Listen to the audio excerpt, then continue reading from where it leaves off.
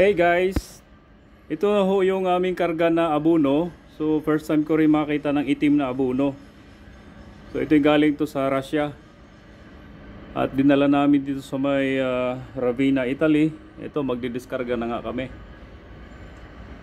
So ipakita ko lang sa inyo kung alam nyo na rin tong abonong ito. So ito yung abono na to. Naka-pelletized din. Ayan. Kaya lang, itim lang yung kulay. So, DAP ang tawag dito. Ibig sabihin yun na diammonium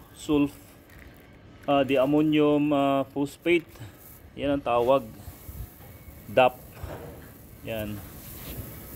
Yan siya. Ayusin ko lang sila. Ayan. So, madalas kasi na nakikita natin yung abono ay kulay puti at saka kulay parang pink o red, reddish ang kulay. So ito naman ay itim. So DAP ito. So yung karga namin ngayon dito ay NPK 15-15-15. So tawag doon na NPK 315. So tatlong 15. At saka 10-6. At saka itong DAP. So sana meron tayong natutunan dito na merong fertilizer na itim galing ng Russia. So dalawa ito ang lugar na pagdadala namin dito sa Italy at saka sa Slovenia. So sa Cooper.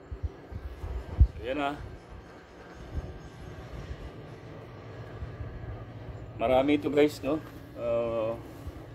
Sa ano itong aming karga. Dalawang butega ito eh. Nasa 5.9 plus na 9,000 na ito. Sa mga 18,000 metric tons na ganito.